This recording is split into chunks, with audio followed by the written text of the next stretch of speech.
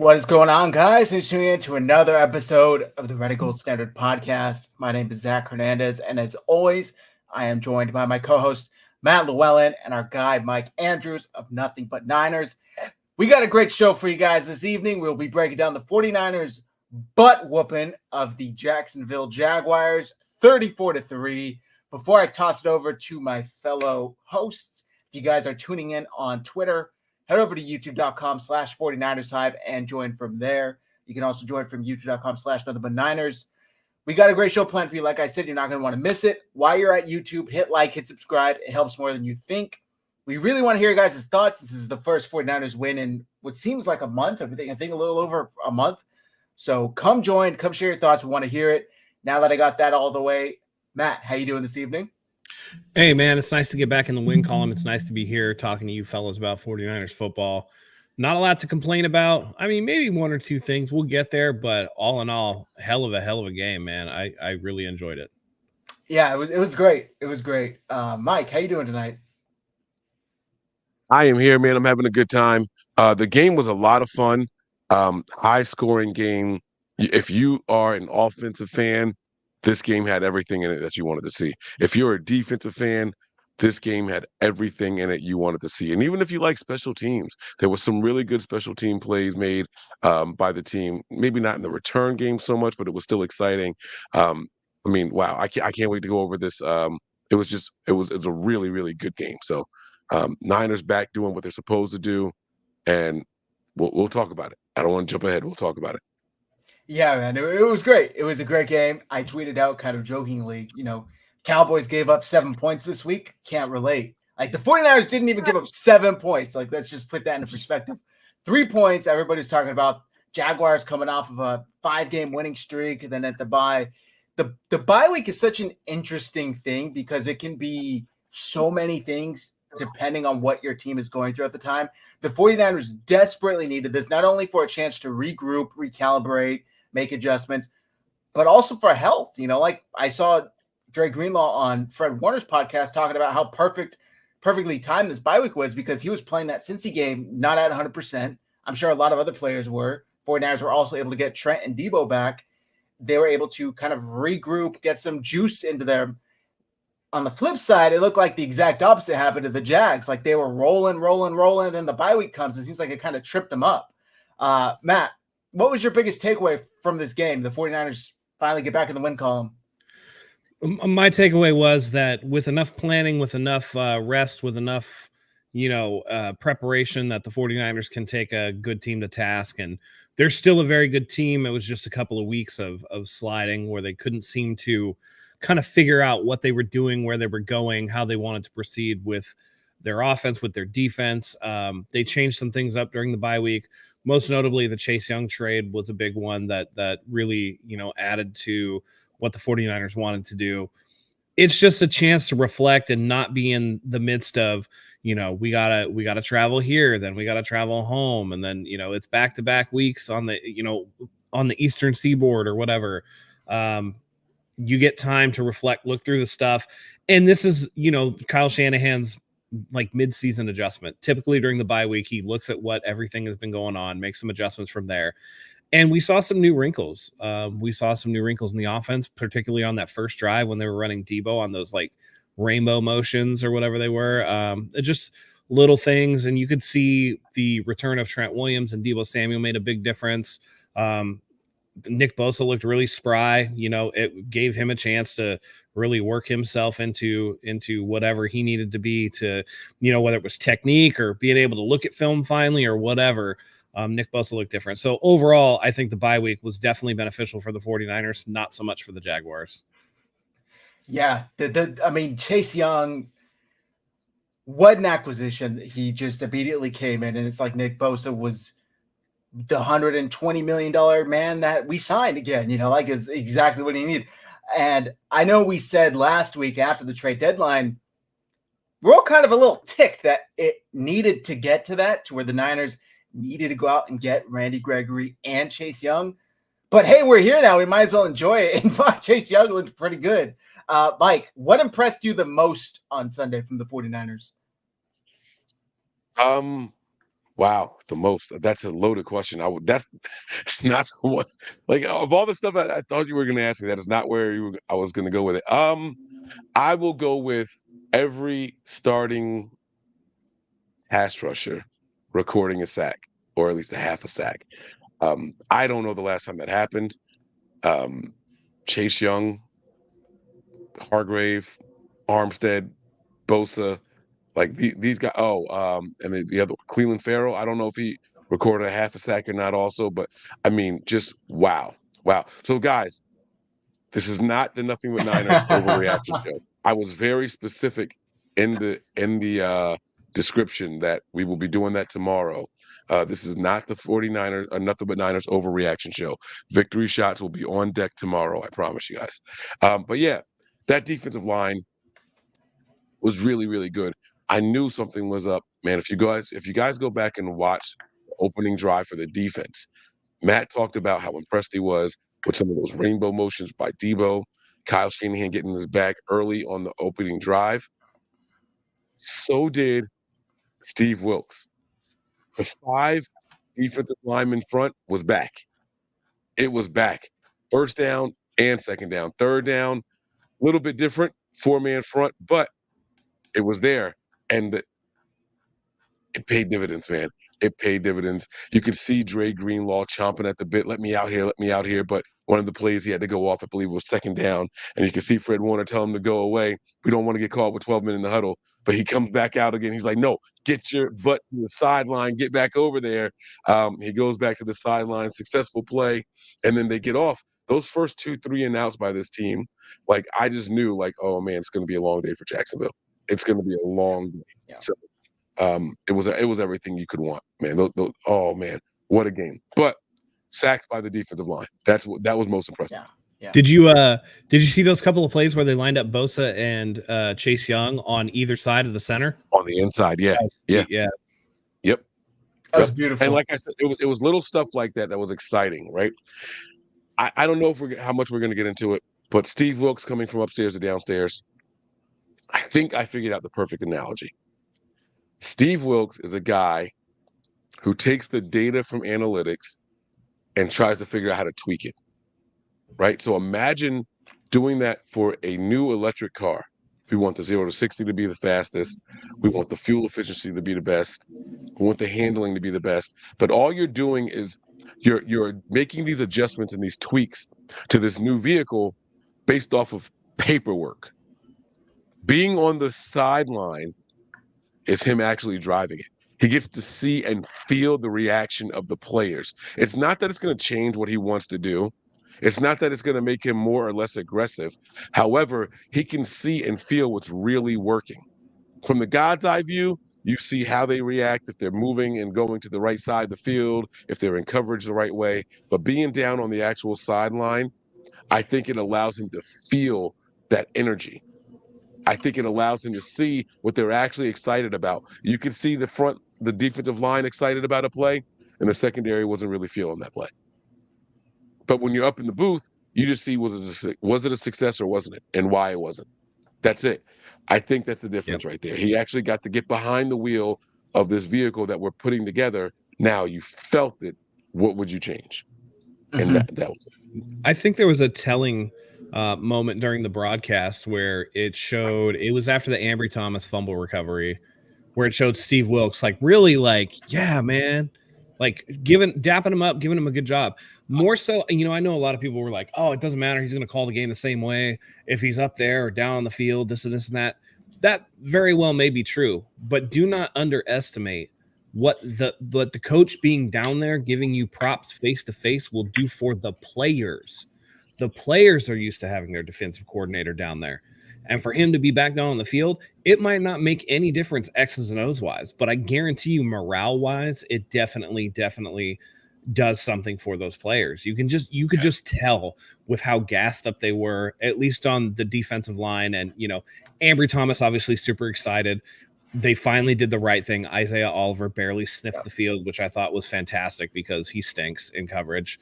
I had people telling me, oh, yeah, but he's great against the run. Like, okay, he's a DB, dude. Like, Like, who cares? You could be, if you're a chef, who cares how you plate your food if it tastes like shit?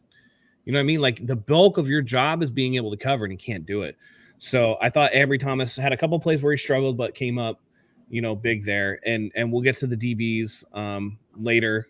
But overall, I thought that you're right, man. Steve Wilkes got in his bag too and was out there. And just that interaction with Thomas spoke to me a lot. Rather than just being up there, his little cheaters on, right? Like looking at the screen, reading off the play sheet. I saw more fire and passion out of Steve Wilkes too down on the field. Yep. I think it's easy to forget that when you're up in the booth, but once you're down on the field in the nitty gritty, man, it's that emotion means a lot to a team that is already so talented, already so athletic, right? But they do falter sometimes in the energy area and in the morale area. That's where this makes the biggest difference. Yeah. On the flip side, also not only dapped him up and praising them, but when Ward was getting those holding penalties and illegal contact penalties, they flipped the camera on the sidelines, and you see Steve Wilkes pulling Ward aside, having a what looked like serious conversation with him.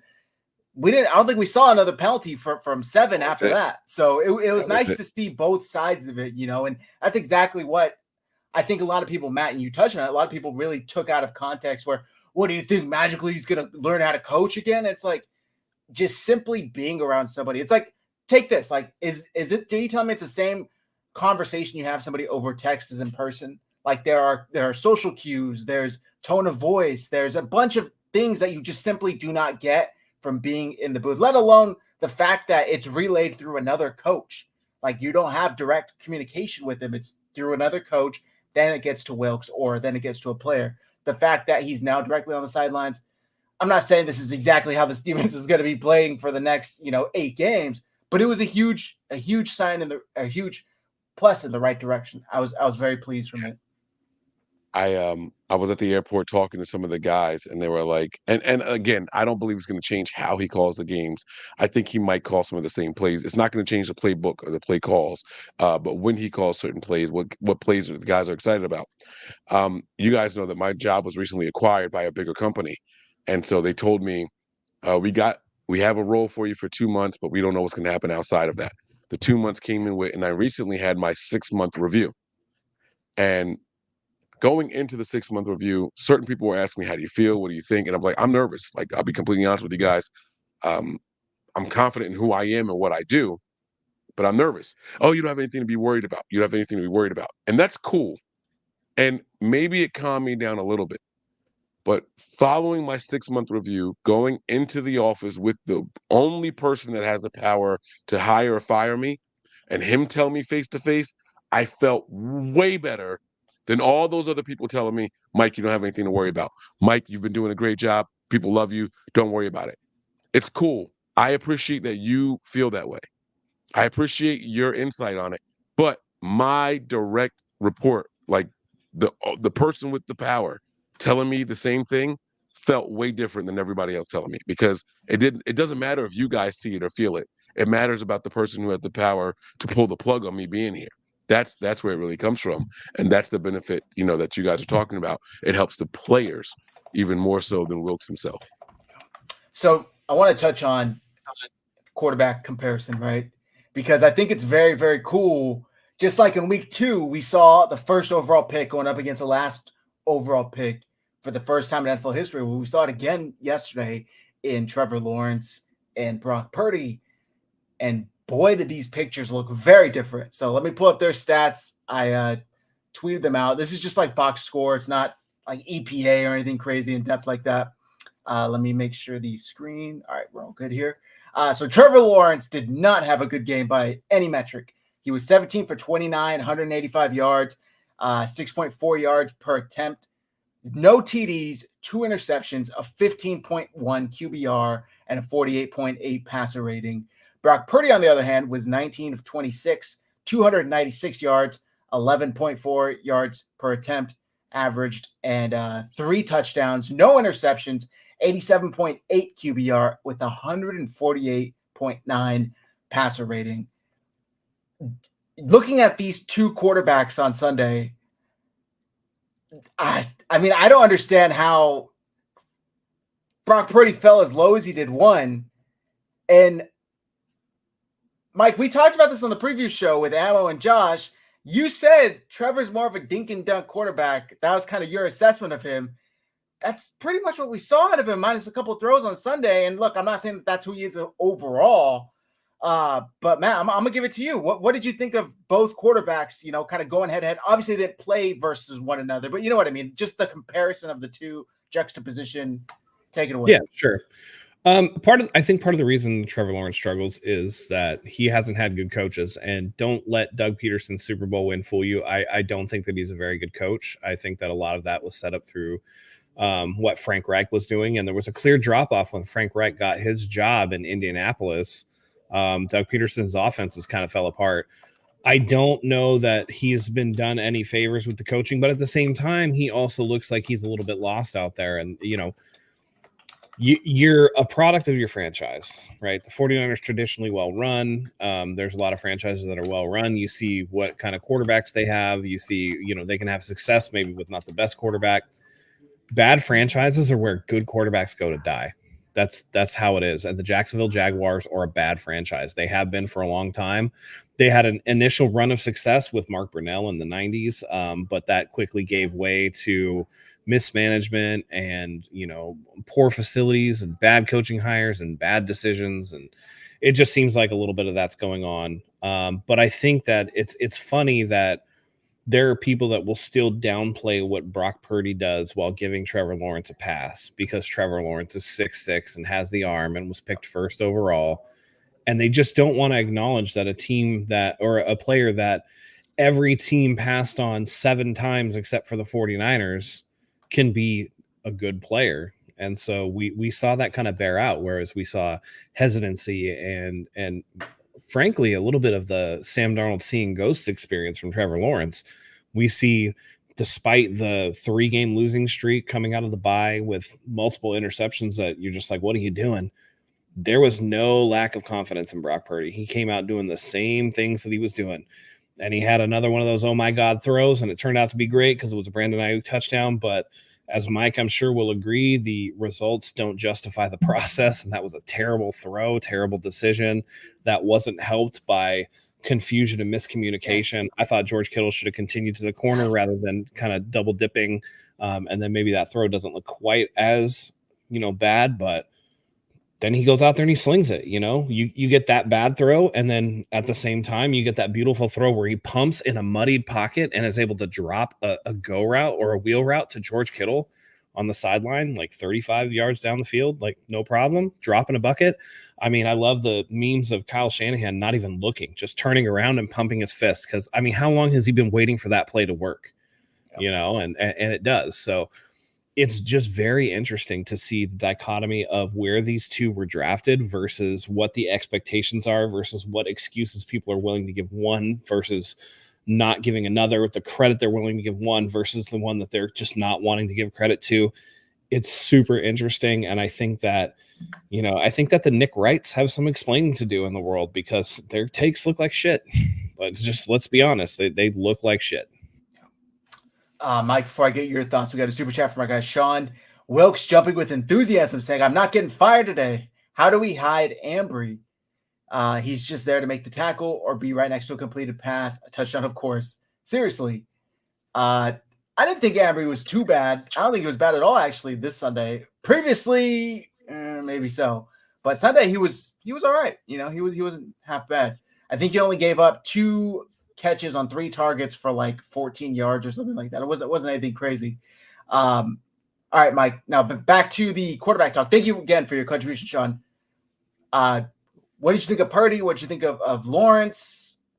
If you have any thoughts on that.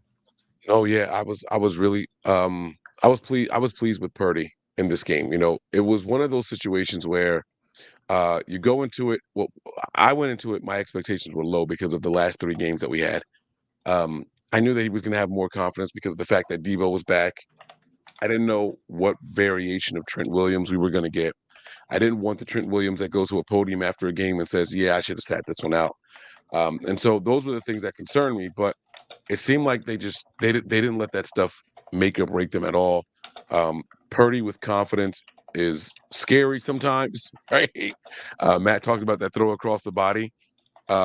And when I every time I go back and watch that play, there is no fear in Purdy when he's about to let that bitch go. He looked like, oh, I got him. I got him. Like there was he didn't hesitate. It wasn't like I shouldn't do this, but I'm going to do it anyway. He went right for the gusto on that play, man. And it was like, oh my God. Hey, Mike, don't lie. When he did the Jimmy point, you puckered a little, didn't you? I did too, man. I was like, oh no. We know what that looks like. And I was like, Yeah. God. He pointed and I was like, shit. Yep. But it worked out for us. And I was really happy with Purdy. There were a couple of plays that I know he wished he could have back. I think he took a sack that I thought was more on him than the offensive line even.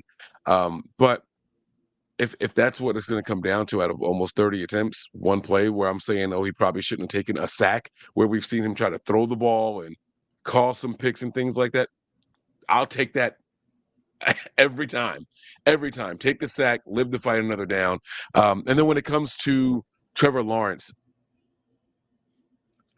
it's what I've seen.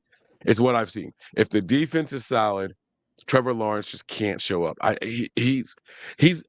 He's not the gunslinger, in my opinion, that people think that he is. He's just not. I think there's a lot of box score watching, stat watching when it comes to Trevor Lawrence. I've just never seen, and I'm saying that with someone who admittedly has not watched him closely. But the few times that I do watch him, and it's probably not a fair assessment because I'll confess to you guys now, I've watched Caleb Williams 3 times in college. In all 3 games, he was terrible. I think that might be the losses that they have. You know what I mean? Like, so maybe I just picked the wrong times to watch these guys, but I just don't see it with Trevor Lawrence. Not that he's not serviceable, not that he's not confident or anything like that, but when he goes up against top tier defenses, I just don't see it. He's got that one come from behind victory in the postseason that people are going to write home about over and over, and that's cool. That's really, really good. And I understand how that can instill some confidence in you by the fans. But if that's not your norm, if regular close games aren't something that you look confident in, why would I just sit here and say, oh, well, he did this that one time 2 years ago, so like I'm not that guy. There's no comparison. Everyone out there can tell you who the better quarterback was on the field that day. Yeah. Couple things real quick just to add on to what you said. First of all, I want to make something clear. The decision by Purdy to throw that to Ayuk, terrible decision. The throw itself, amazing throw. That throw was perfect. He put that exactly where it needed to be. It was a bad decision, but the throw was great. I think Trevor Lawrence, there is a little bit of regression this year. I think that overall the Jaguars offense has regressed this year. And I think that's largely a part. I just don't see it with Doug Peterson. They were better last year, and I think that he would be a good quarterback for a different team. Like I can't count Urban Meyer. Urban Meyer was a complete disaster. Like you have to just write that off. So with Doug Peterson, I don't really think that he's that good. I don't see it with him. So that makes me just kind of, we saw Carson Wentz fall apart, go from an MVP candidate. He got injured, all of a sudden looked like trash under Doug Peterson, right? Never got it back together. I think that if you were to put, let's just say for the sake of argument, you put Trevor Lawrence here in San Francisco, I think it would look a lot better than he does in Jacksonville. Absolutely. Yeah. But yeah, I totally agree with you. Night and day difference. Brock Purdy looked really good. Zach, how are you feeling about the quarterbacks, man? I was hyped. And hear me out on this, because I was watching that game thinking he looks just like he looked against Cincy for the first 3 quarters, against Minnesota for up until he got concussed. Not like Cleveland. I'm not going to say that because he did not look like he looked in Cleveland. But one, the wheels never fell off. So that was great because they didn't put him in the position where he needed to make a play. 2, he had his surrounding cast playing well. But looking back on, the first half of the Minnesota game, the first half of the Cincinnati game, he was balling out. Like those are arguably some of his better performances. And it was only kind of marred by the ending, which obviously is the most important part, right? So I'm not blaming you for doing that. But it's like what we've seen of him. And Mike, when we were doing the preview show with, Josh and Ammo, my main point was if the 49ers come out and score first, I think they're going to win this one. I didn't think it was going to be 34-3, but they're just such a different team. And I know front runner has this negative connotation to it, but it really just allows them to play a different style of football that they're a lot more comfortable playing. The defense can pin their ears back and just go get after the passer. They were able to get the ball or defer, and then get the ball in the second half and double up on points. It wasn't a touchdown and a touchdown, but it was a field goal and a touchdown. Purdy looked really, really good. And I think that this probably was his best game of his career, along with the best throw he's ever made in his career, which was that second half, first drive pass to George Kittle along the sideline, which is what we've been begging more of. Not only Kittle targets, but give your man a chance to make a play on the ball. You have how many of the best players on this team? Just toss it up there and let them go one-on-one, especially when there's no safety over top. Let them go for it. Worst case, it falls incomplete. Best case, we saw what happened. Kittle walks into the end zone untouched. So just the fact that he allows himself to trust his receivers, I think speaks volumes. And Matt, I love that you pointed that out on that first touchdown. He's telling Kittle, go the fuck to the corner, like get over there. And what does Kittle do for the second time in 2 games? Goes to where another receiver is, bringing a defender with him, crowding the space even more. So I think in his defense, he said he nodded to the right, thinking Kittle would understand reverse logic and he would go to the left and he would leave Ayuk open. So I don't know. The decision-making on that one wasn't great, but it was a great play. Kittle seems to have this ability to freestyle in the route running on extended plays. I don't know if you guys remember, I believe it was Brock Purdy against Washington. It was supposed to be a Ray McCloud touchdown, and Kittle snatched it from him. Looked very similar. Obviously, there was a deeper pass attempt on that play, but this is not the first time we've seen Kittle just freestyle back there and bring traffic somewhere else. I can almost guarantee you guys, Kyle is never designed to play more than 10 yards down the field where the receivers are right on top of each other at the time the ball is arriving. Never. And so this is 4 times that I can remember with Kittle being involved in it. I think he just kind of freestyles a little bit. So, but it was still really fun to see. Like Matt said, the decision, terrible. The results and execution, phenomenal. And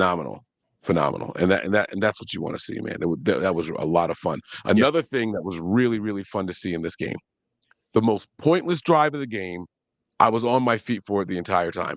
The very last drive, when Kyle realized Christian McCaffrey had a chance to make history with 18 consecutive games with a touchdown. They had pulled all the starters at one point, and he slowly trickled them back in there. He never put Purdy back out on the field, but he let Christian McCaffrey go back out there. They used Debo on a big 3rd down on that drive, or was it a 4th down? They converted it, whatever down it was, but it was the McCaffrey drive. And what was impressive to me about it, we didn't get it, but it was the fact that Kyle is now coaching for the players. It was an opportunity. We remember that Broncos game where Kittle needed, 10 more yards or something like that to set an all-time tight end record. And that they asked Kyle about it at the podium. He was like, I didn't know. And if I had have known, I probably would have done something different. Well, now these guys are having fun. They're playing and coaching for each other.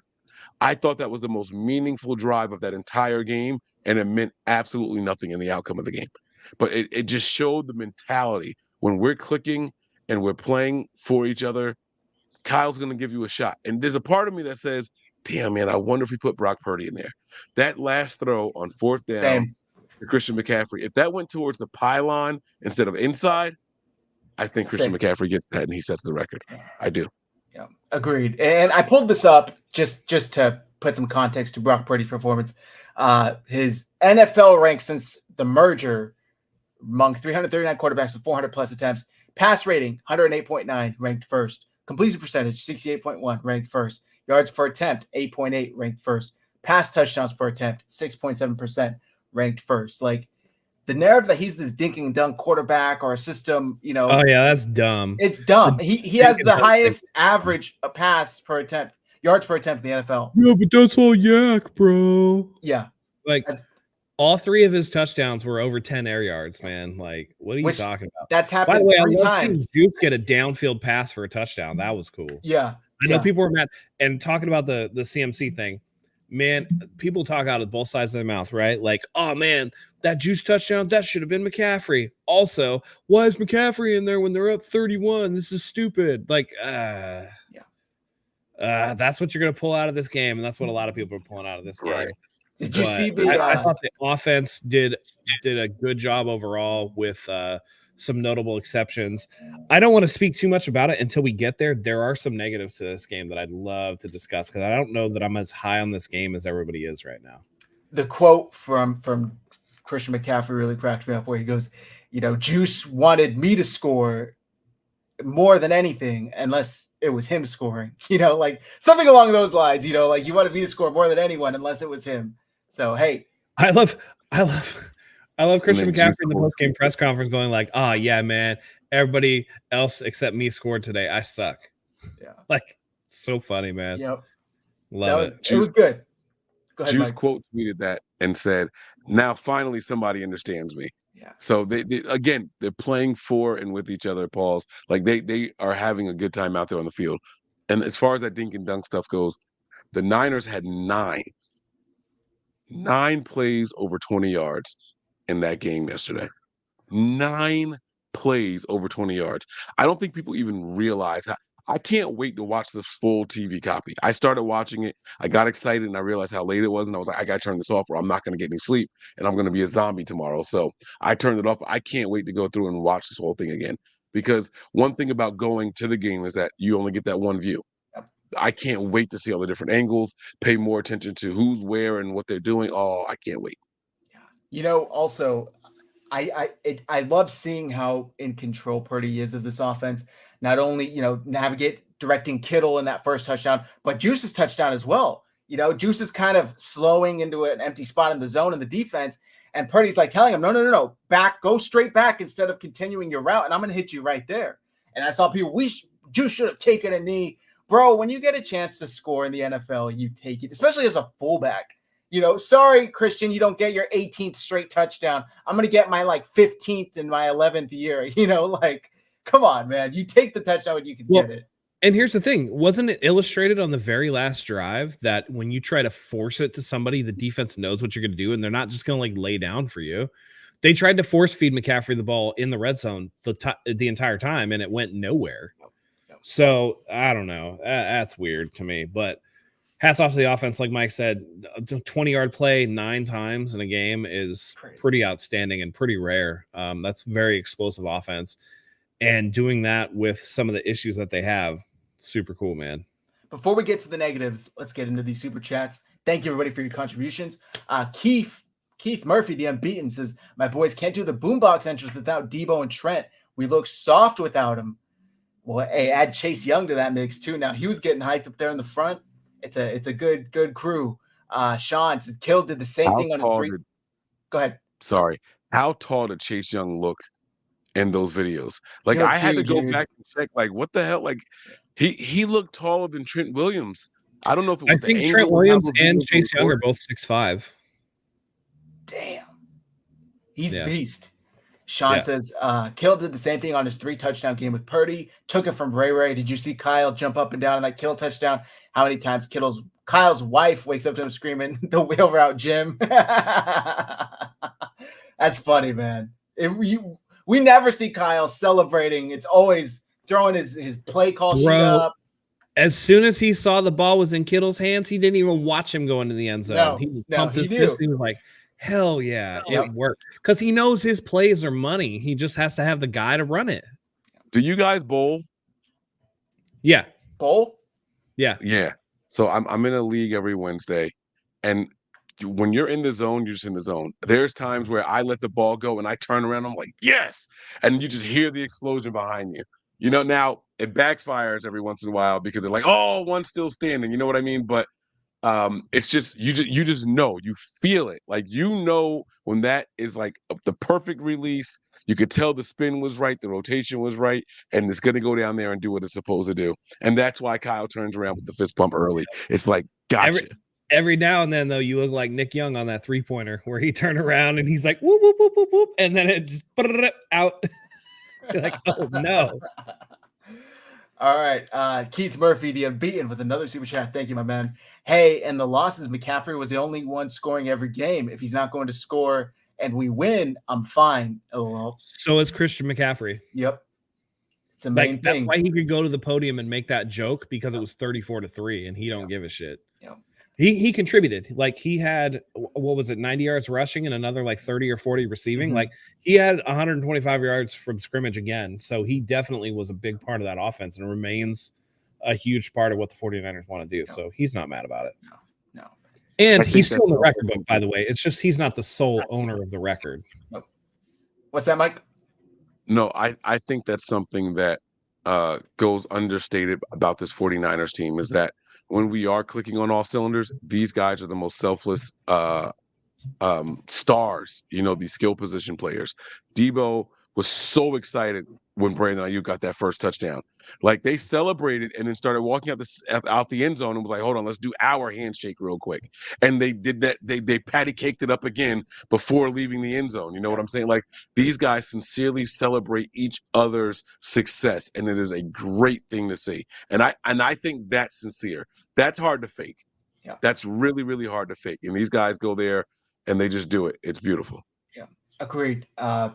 Gray Fox 198. Hey fellas, thanks to Mike and Zach's hoagie anecdote, I saved myself the embarrassment of asking what a hoagie is at a cafe here in Seattle. Lol. Ask Mike to tell Brett to chill. You're a great dude.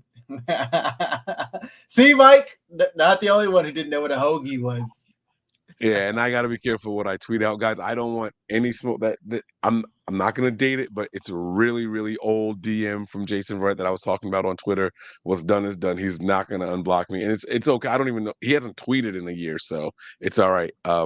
But he's a good guy. He's still one of my favorite players. One of the guys that he's actually still active. I don't know if you guys knew this. He's 32 years old, and he's actually signed with the Houston Texans right now. He's on their practice squad.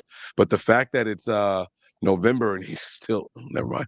I'm gonna sound like a hater. But yeah, good for him. Keep up the good work, buddy. Damn. All right. I think we have one more in here. Keith Murphy, the unbeaten. With Chase off the bus, we look amazing. It looks unstoppable. It really does. I was trying to find the pressure tally before we moved into the negatives for the 49ers. Well, while you're looking for that, yes, please. Did you guys think that Nick Bosa looked different?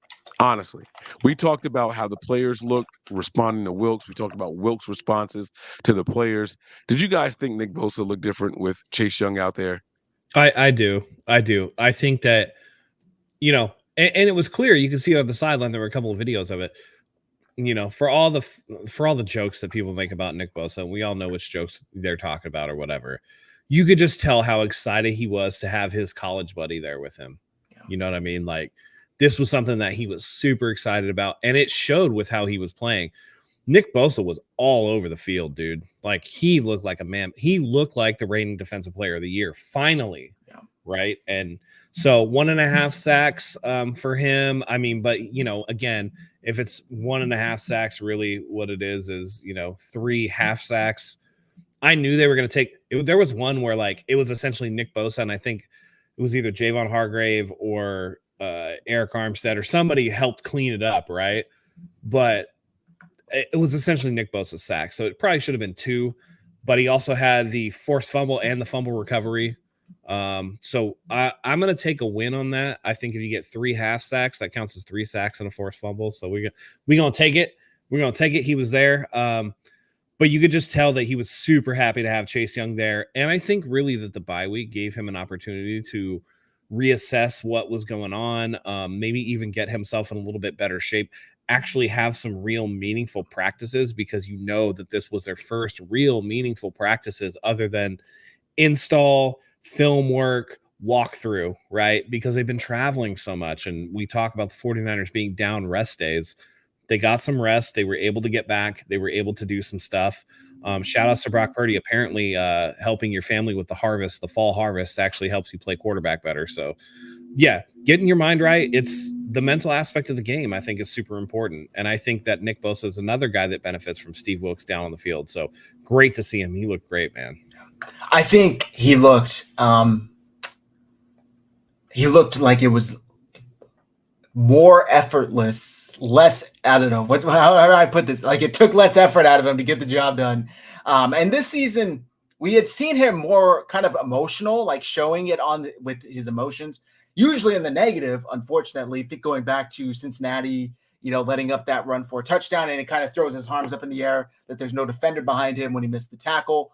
And Sunday in Jacksonville, we saw him positive emotions. We saw him excited. We saw him happy. We saw him laughing, almost like he was a high schooler again, with his buddy.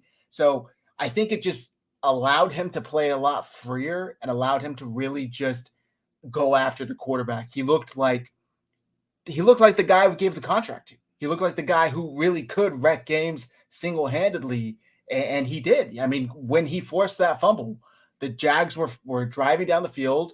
At that point, it was at most a 10-point game. I don't remember what the score was. It wasn't that crazy of a lead, but he completely ended that drive and got the ball back for the 49ers.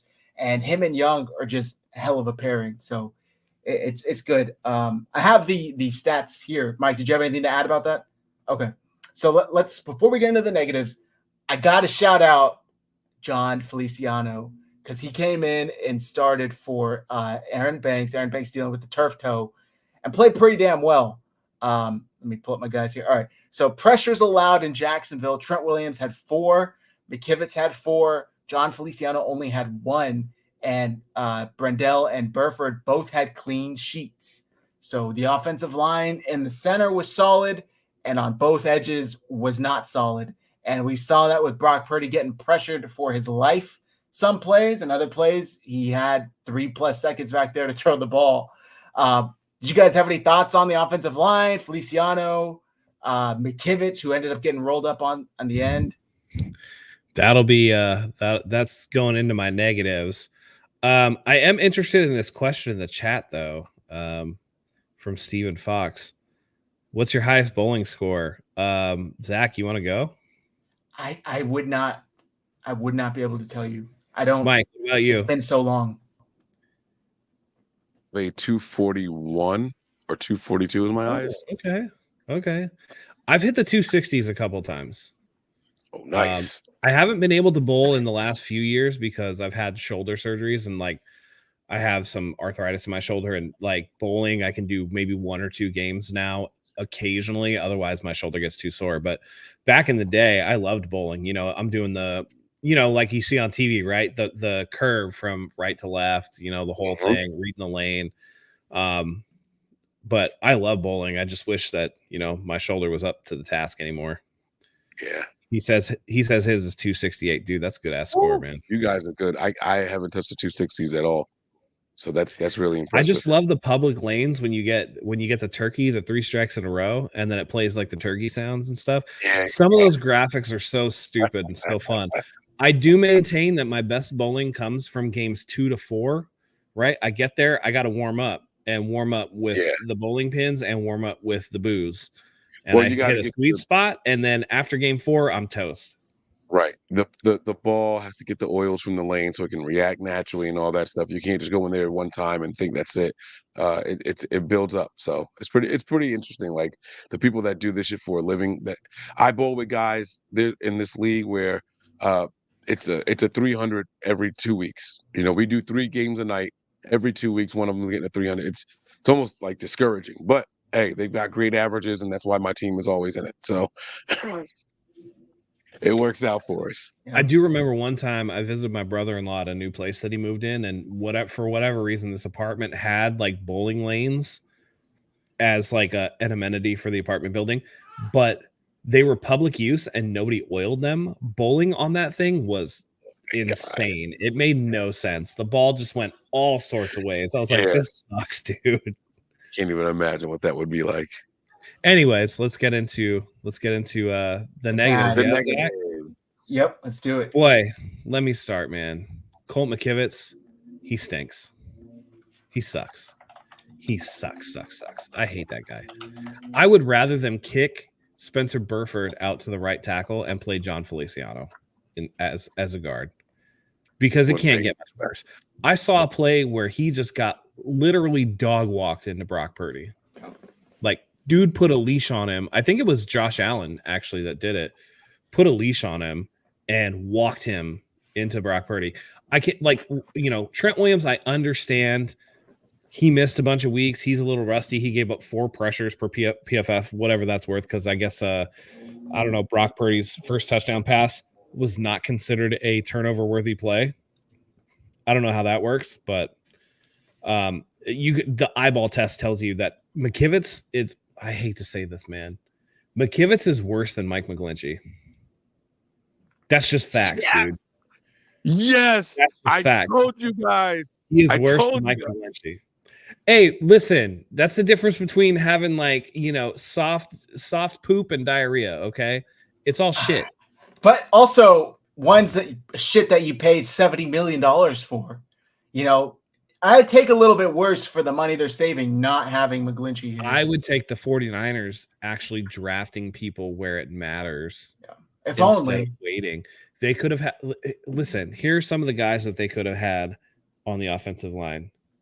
Creed Humphrey. No, don't do it. Okay, I won't do it. I'll just say Creed Humphrey because I love that guy. I didn't know you could hear me. I thought I was on mute. I saw you shaking your head.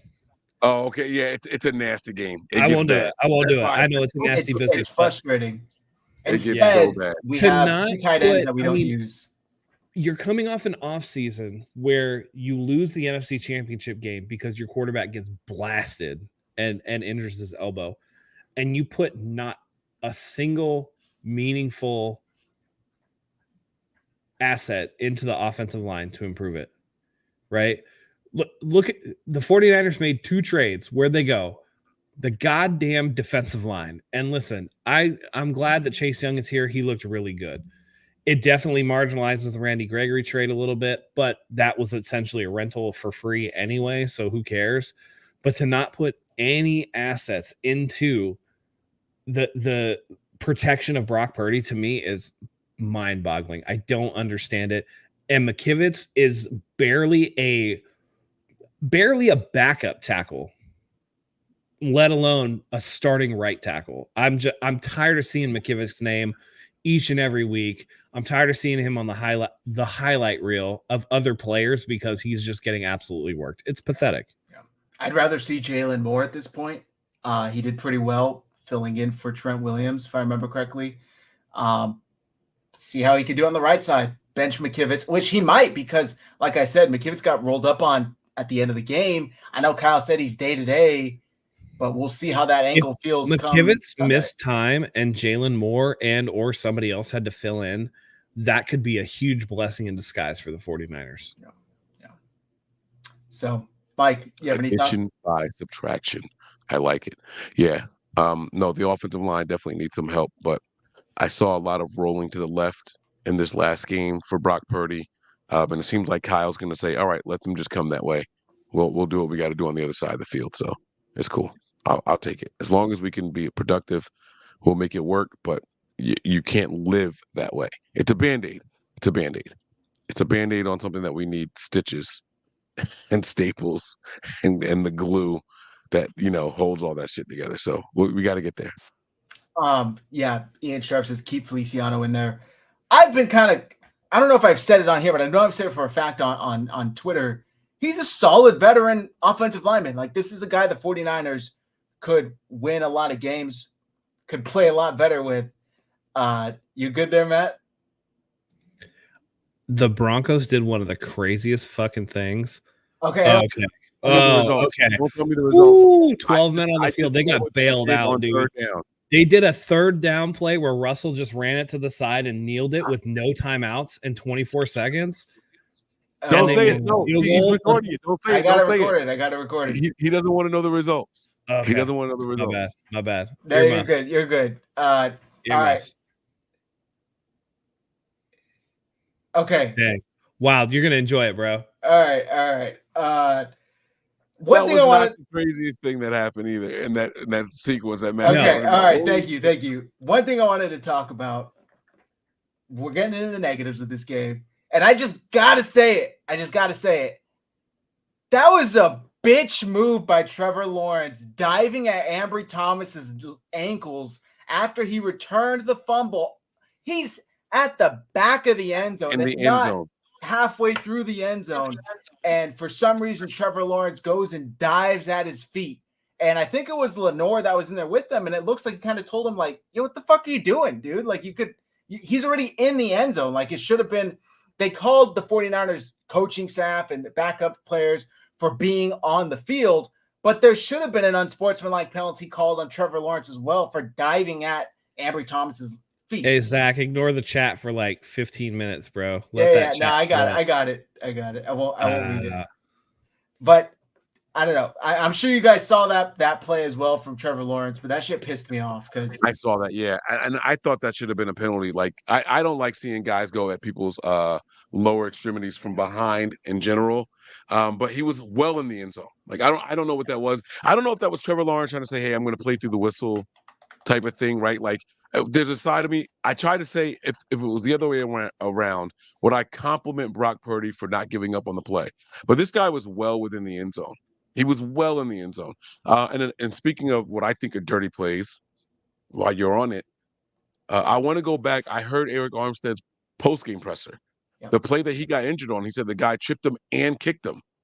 So I want to go back and see it. I haven't seen anybody post the play online. Oh, see, this is all right. So he's not quite there yet. Okay, it's different than what it looked like in real time. But look at Where that. he made contact was halfway through, but he's diving way before. He can't help that he's he's in the air, man. He's Like I will Thomas say, left up. He's clearly in the end zone. If this was the other way around, but wait. Rewind that though. Rewind that a little bit. Look at like the 4-yard line. That dude starts to stumble on his ass, dude. Like he's going down anyway. He's just trying to do whatever. Okay. Look at him. He's like in a face plant, man. But then I he don't think jumps it was as forward. dirty. When it's slow like this, it doesn't look as bad. He jumps forward right there and wraps his arms around Thomas. Like he could have just fallen, and that wouldn't have been as big of a problem. Bro, I bet he you if we had an pushed end zone himself shot, I bet you Lawrence's eyes weren't even open. That looks like a lot of momentum, and it looks like he was running so fast that he just was That falling he was forward. outrunning. Yeah, it's like when a baby runs too fast, right? And then they fall forward. I don't know. I don't extend my arms like this when I'm falling forward. He's purposely grabbing for Thomas's legs. I've seen way worse, dude. I've seen way worse. Well, sure. I'm not saying it's the most egregious play. When you're falling, your arms go down to brace for impact. When you're diving, it's a forward. So I do understand what Zach is saying. Also. I just thought it was a cheap shot. It should have been a penalty on both teams, and it wasn't, which was, I know we don't like to be those people. There were a handful of questionable calls Sunday.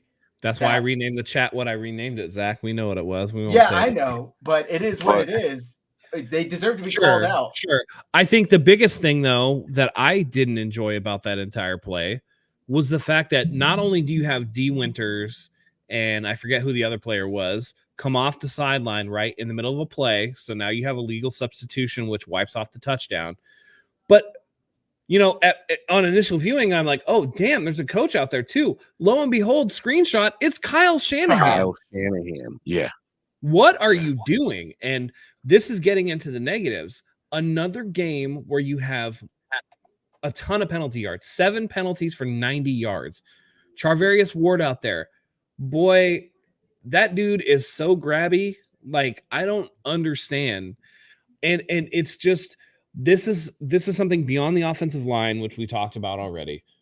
I think that everybody's caught up in the 34-3 final score. For me personally, I think that that's more of a product of Doug Peterson wanting to run the offense that he wanted to run rather than the one that was going to win them the game. Because on their only scoring drive, you saw the recipe for success. The 49ers had no answer for those screen passes. They had none. They went right up the field with those. And when he got away from that, that's when it got dicey. Getting the ball out quick and targeting Charvarius Ward was working for them. He was committing penalties. The same holes in the secondary are there. But because the defensive line played very well and Doug Peterson allowed the defensive line enough time to get home on the quarterback, it masked a lot of those issues. And my fear for this is we take teams with a coach who's a better caliber coach than Doug Peterson, and it probably won't be this week, right? I fully expect the 49ers to mollywop the Tampa Bay Buccaneers. I just expect that, because the Bucs to me aren't a very good team, regardless of what you say. Todd Bowles, the defensive guy. Baker Mayfield is still Baker Mayfield, and I know Nick Bosa and Chase Young are going to be super excited about that matchup. But once we start getting into, team like Baltimore, a team like Seattle, right? Like that you see twice. We got to see Arizona one more time with Kyler Murray back. When you get to these teams who have seen what the 49ers do, know what they're capable of, know how to attack the defense, I think that some of the same holes are going to be exposed that we saw exposed during that 3-game losing streak. And Chase Young will make that better. Nick Bosa, being fully on board, in shape, right? Like he got a rest after that no camp, straight into games. He got a rest to catch his breath. That's going to help. The pass rush, don't get me wrong, is going to help. But let's not pretend like Diamador Lenore missed a bunch of goddamn tackles again, right? Let's not pretend like Ambry Thomas, who got the fumble recovery, sure, didn't give up some big catches in the slot. He did. That's going to be a problem going forward, the slot corner.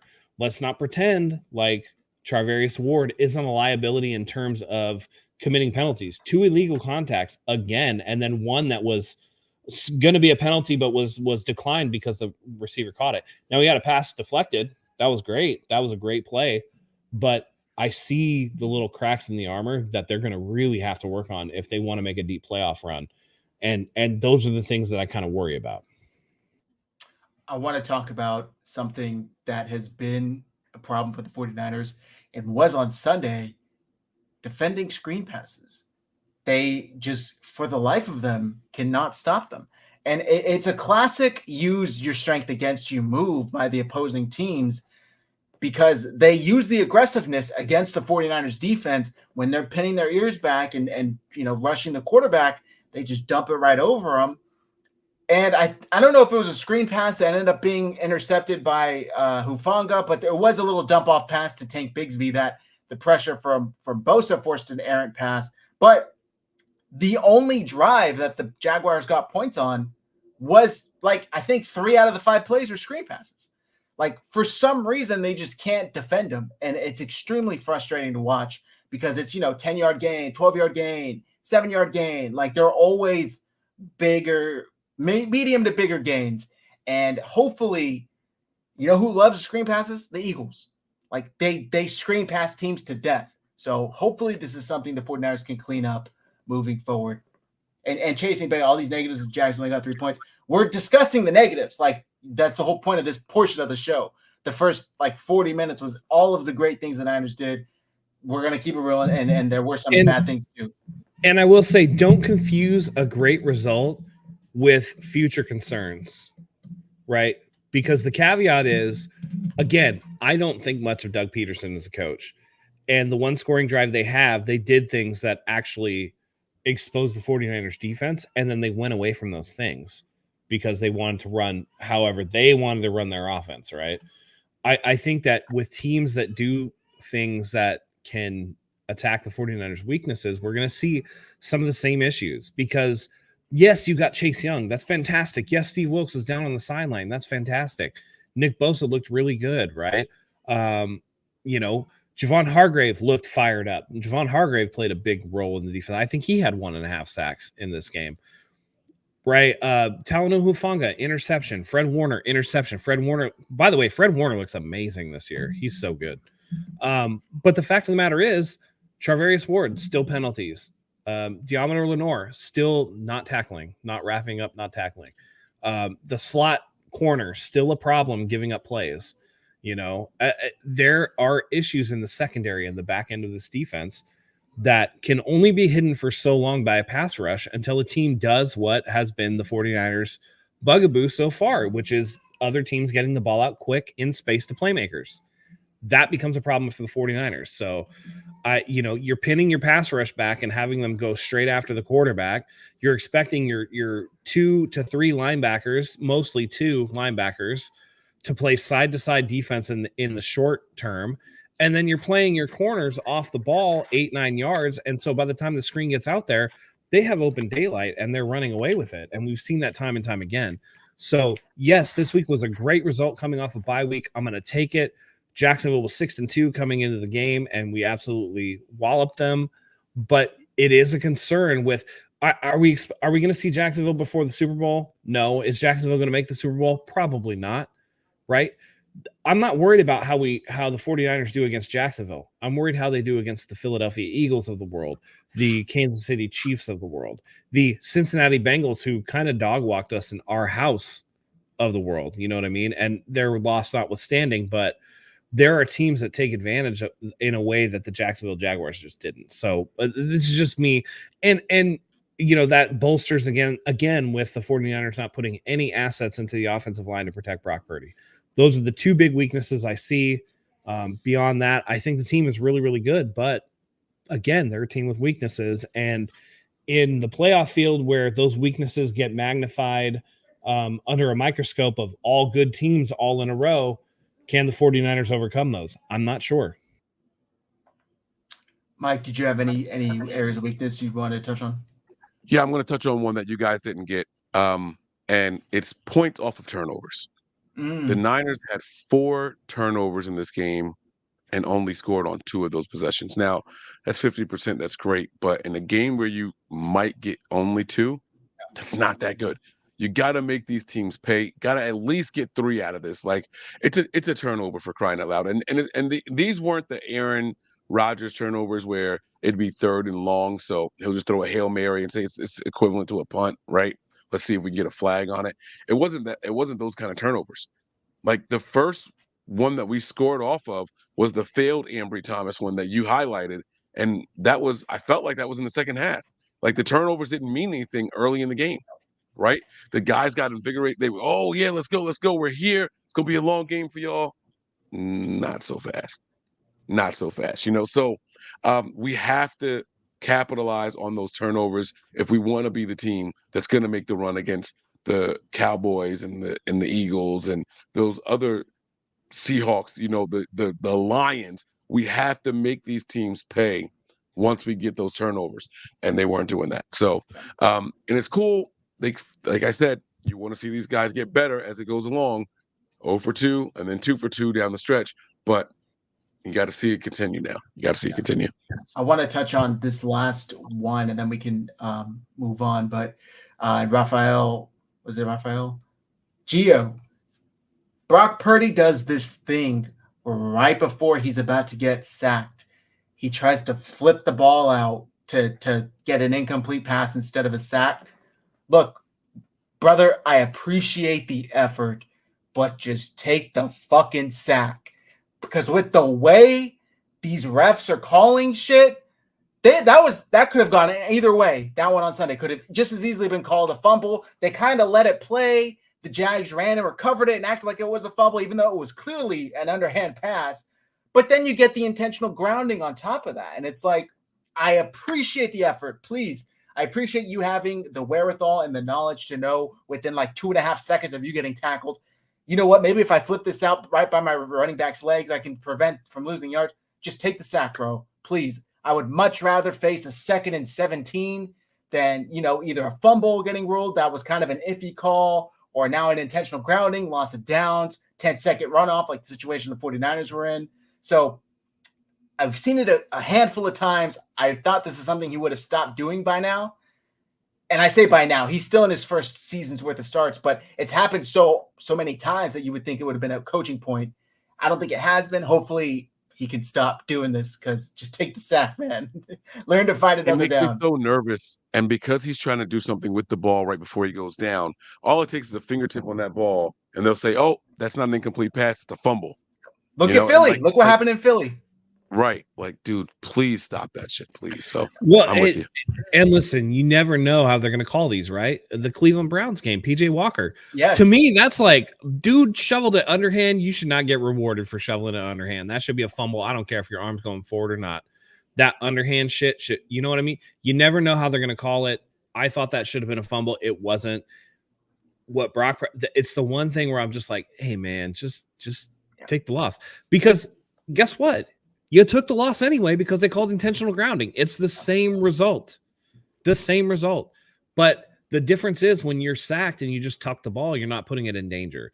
I understand having a position to be able to maybe throw the ball, but man, there was no way he was getting that out there. That was just a hope and a prayer. And just sometimes it's just better to tuck and run. But it's a fine line between, clearly Brock Purdy's a playmaker. It's a fine line between telling him, hey man, like try to protect the ball in these situations, and making him gun shy. You don't want to do that. So it's going to be something that Kyle Shanahan and Brian Greasy have to work with with Purdy on.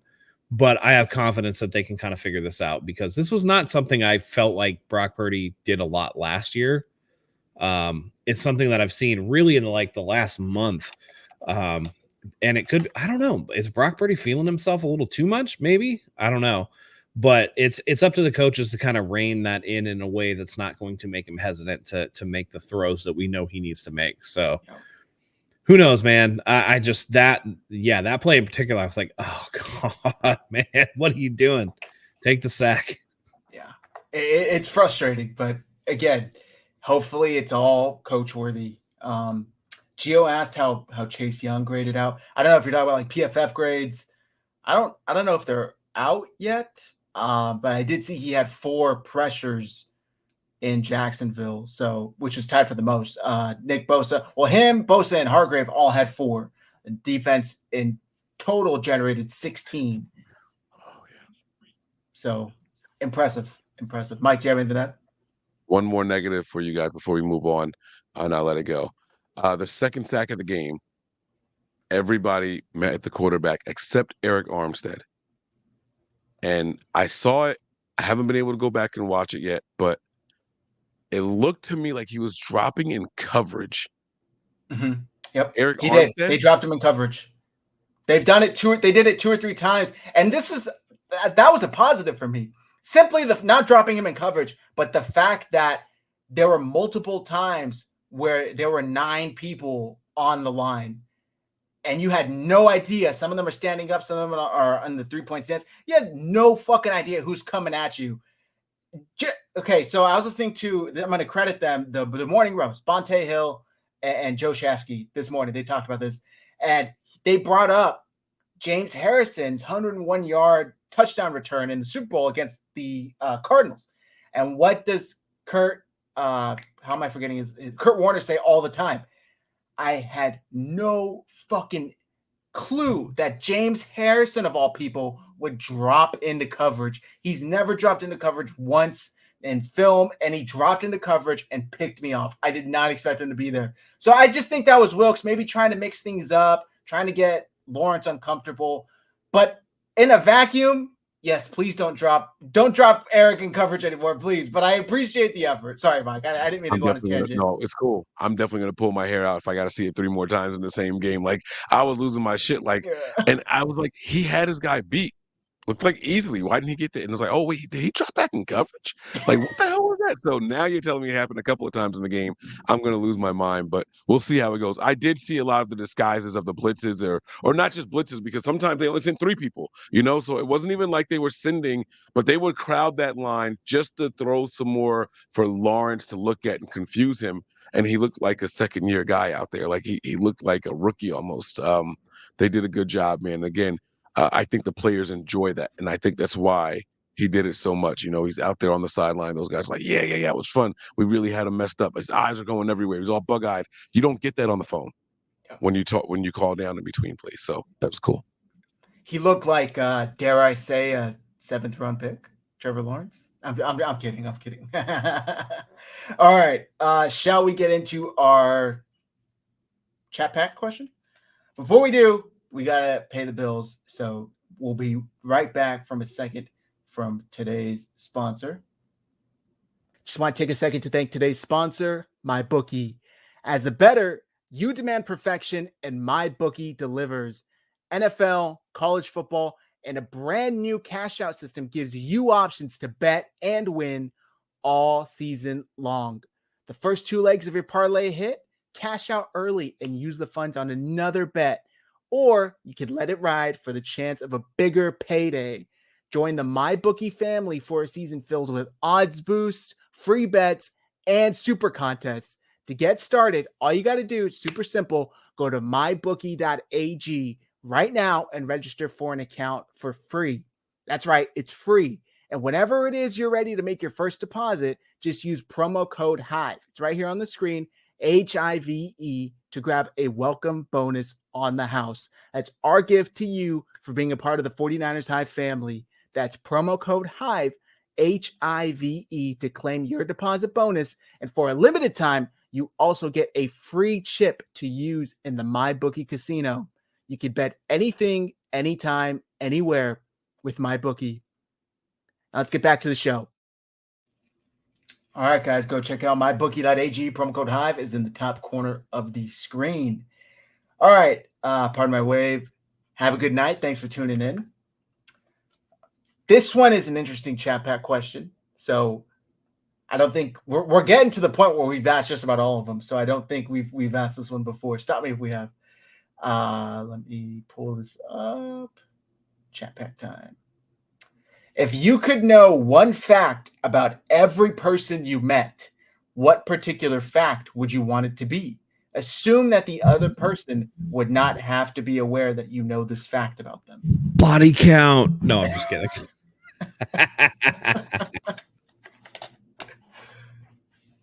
This is a good one.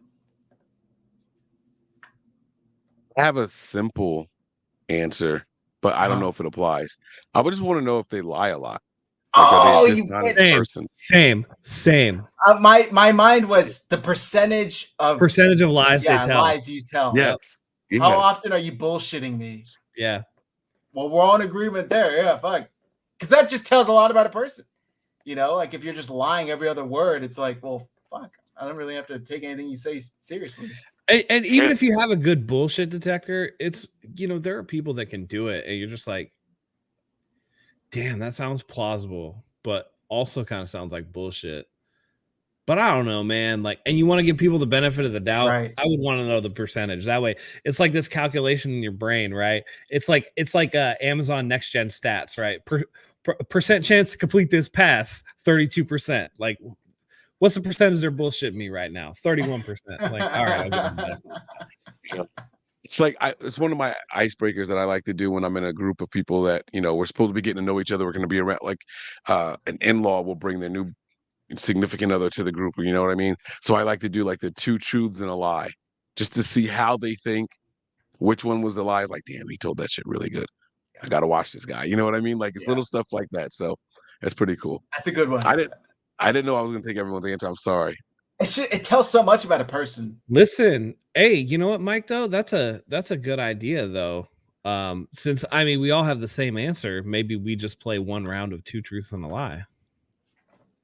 Let's do it. Who wants to start? I will go first. You guys may have heard these stories on here for my truth, so all right. I'll go first. I'll get it out the way. 2 truths and a lie. I got to mix up the order here. My wife proposed to me. I threw away $1 million, and I turned down roles to be in a movie with Will Smith and Denzel Washington.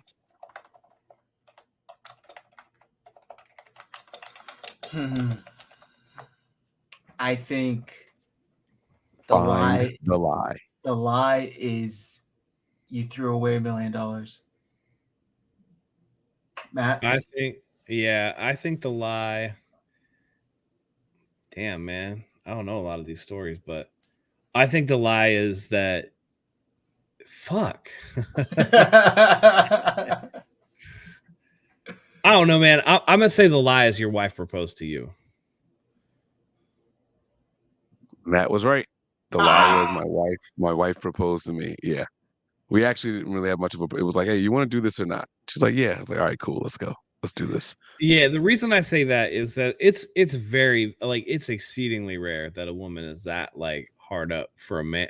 You know what I'm saying? It's just like, look, here's my if a woman walks into a bar and says, anybody want this, she It's can be the most exceedingly haggard rare. ass, like fucked up looking, whatever. There's gonna be a dude that's like, I'll do it. You know what I'm saying? Bro, if you're anything less than a super good looking dude and you were that forward about it, man, all them girls are gonna be like, get the fuck out of here. Like, don't be a creep. And it's just the nature of the business, man. It's what's that movie, 40-Year-Old Virgin? Put the pussy on a pedestal, bro. Like, that's how it is. All right, Zach, you want to go? Yeah, I'll go. Let's see. 2 truths and a lie.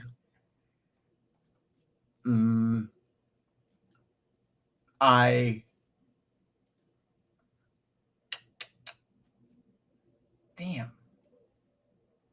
Okay, someone that was once close to me won the lottery. I sprained both of my ankles in my sleep. And I am a master trumpet player. Bro, you ain't no damn master trumpet player. You stop it. The way you said master trumpet player, I'm like, damn. If you would have said I'm a trumpet player, I would have been like, all right, cool. I believe that. Master trumpet player is a bridge too far. It's all up for interpretation. I'm gonna go with the trumpet player thing. I felt like if you were a master trumpet player, you would know like the official word for it or phrase for it.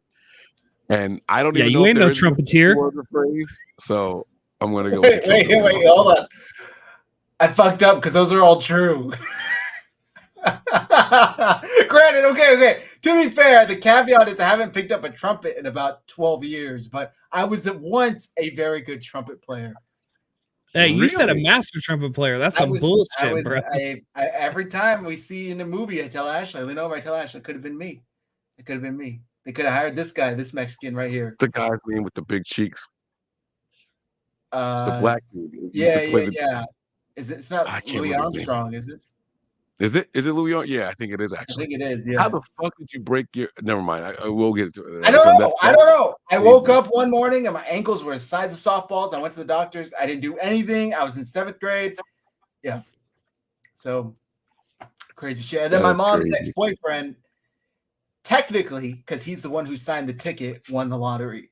So yeah, I kind of fucked up. All 3 of those things were true. So that's interesting. All right. It's hard to throw a lie in there. Yeah. All right, Matt, you're up, man. All right.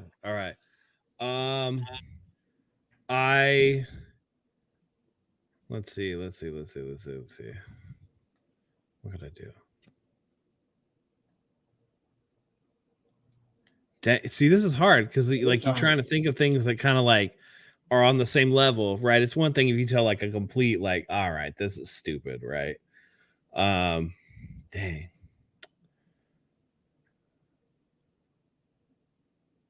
Okay. I survived a natural disaster. Dang, what was the other one I was going to say? Dang, see, and now I'm forgetting stuff because I'm tired. So I survived a natural disaster. I have been to 6 countries. I broke both of my arms and 3 ribs in an accident. That one's very specific. I'm gonna go with the middle one as a lie. The 6 countries. I'm gonna say that the first one's a lie. The natural disaster? Yeah. Mike's right. I've been to 3 countries. See, I wasn't sure if we were gonna be like, I've been to 5, not 6. Like, yeah. I don't know. No. I actually lived in the Bay Area during the Loma Prieta earthquake. Oh, I remember that. I was 7 years old when that happened. The one during the '89 World Series. I'm aging myself here. But I just remember, I specifically remember this like clear as day. We had a big giant redwood tree in our yard, and I was outside playing tetherball. And I just remember the ground starting to like move like waves on the ocean. And it was wild. And I just saw our house. So we lived in a house that had like it was like a pump house. Like, cause we had lived on land with like well water. So there was like a pump house with like and it was tall. I just remember it rocking back and forth and swaying. Dude, we didn't have power for like 4 days. It was wild, dude. And I actually did break both of my arms and 3 ribs in a bicycle accident. A car ran me off the road. I found out how much I love my wife because she offered to wipe my ass for me. And my wife found out how much I loved her because I did it myself with my broken arm. Damn. When I was when I was in elementary school, my best friend at the time, it was one of the last days of school before the summer, and we're on the swings, and he's jumping, and he goes to jump, and somehow he twists as he jumps, and the chains wrap around his arms. He snapped both of his arms. Oh. I didn't see this dude for the entire summer, and he shows up the first day of school with 2 fucking casts on, dude. The teacher still made him write. She's like shoving the pen in his cast, and he's like, 2 broken arms is crazy. God. Dude, yeah, but let me tell you, the ribs was the worst part. Well, you can't do anything for that, right? The arm sucked, right? Like the arm sucked. And here's the worst part. So I broke my radius at the elbow, and then I had an avulsion fracture in my other wrist. They didn't cast them because when you're an adult, they don't want to cast joints because you can lose a lot of mobility. The ribs, I had to sleep on a couch, like holding a pillow like this for like 6 weeks because I could not get comfortable. The worst. Let me tell you, when you got 3 broken ribs and you sneeze, holy shit, dude. Damn. It's the worst. It's the worst. My dad's watching. He texted me. He said I was on top of the 7th floor in the new jail in San Jose when the earthquake hit. Because he used to be a corrections officer. Dude, that earthquake was wild, man. It's wild. But it really educated me on earthquakes. I remember when I was still living in the Bay Area, must have been when I was like 25, 26 years old. There was another quake. It wasn't as big. It was like, one of the little ones that you have in the Bay Area that's no big deal, like 4.8. You're just like, whatever. That's no big deal. But I remember just watching the news and standing in the doorway and just doing this. Yeah. I'm like, whatever, dude. I'm cool. Anytime an earthquake hits, it's just like, it's not normal. Do I wait? How serious is this? You give it like 3 seconds, and if the building's still rocking, all right, I should probably get under. Yep. Just to be safe. You have to feel that initial sway. You got to be like, nah, we're good. I don't have to go anywhere. And now most buildings are from an earthquake area. That would probably freak you out, right? Yeah, no, that's great. Listen, my daughter and I were at the airport, her first time at the airport this weekend, and it's not an escalator, but it's the ground one that takes you across. Yeah, it's the one that like helps you walk faster across the terminal. Yes, yeah. She got on that shit and almost fell. Imagine if she was in an earthquake, like where the ground's not supposed to be moving and starts moving, it'd be over for her. Like she jumped on that thing and like almost did a cartwheel. Like I'm like, oh my God, what are you doing? She's like, this is weird. And I'm like, all right, we got it. Yeah. People who aren't from like the Pacific Northwest or from California, they don't understand about the whole earthquake thing. For us, it's like, yeah, dude, I can tell like based off of how this feels, like what I need to be doing. Like if I got to get out into the open away from buildings and shit, or if I could just chill in a doorway just in case part of the house falls down, like it's wild, dude. And it's something, it doesn't even happen that often to be able to like feel that type of confidence, but I don't know, man. It's part of California culture where we're just like, yeah, we know earthquakes and shit. We're good. I can always tell when I order furniture and it's made in California because it comes with like the straps and the screws, and I'm always like, what the hell is this for? What's this for? And then as you start reading through it, it's like, make sure you screw this to the wall into a beam and then put it there. And I'm like, oh my God, it's earthquake shit. Like, get out of here. Like, no. So it's crazy, dude. God bless you guys. Yeah. All right. I think that's going to do it for tonight's show, guys. Thanks for rocking with us. I know it's late, especially on the East Coast. Mike, I know you're exhausted. Thank you very much for hopping off flight and making time for the show. 49ers whooped some ass, 34-3, back in the win column, baby. And the 49ers will be facing the Tampa Bay Buccaneers on Sunday at 1. We will be live later in the week. Follow all of us on X to get the details for the next show. And for every show, follow RGS Pod so you don't miss an episode. We are getting very close to 1,000 followers. Follow each of us, like I said. Hit like, hit subscribe on both YouTube channels. Mike, let the folks know where they can find you if they don't know already. Guys, do me a favor, man. Make sure you guys, if you are watching from the Nothing But Niners channel, subscribe to my guys over here at 49ers Hive. And then, guys, check us out on the Patreon page, patreon.com/NB9ERS, right there. All right. Sweet. Matt, carry us out. Yeah, man. Way to come off the bye, way to dominate a team that's probably going to make the playoffs, believe it or not. 49ers get back on track. There's still some things to iron out, but this is a great start to the second half of the season. They have a very winnable game against Baker Mayfield and Tampa Bay Buccaneers. I know that Nick Bosa and Chase Young, those Ohio State Buckeye boys, they're going to be ready to go. Exciting to see. Brock Purdy, a great game, no turnovers. George Kittle back in the saddle. Everybody getting theirs except for Christian McCaffrey. RIP to that streak. But let's get a new one going. Let's dominate.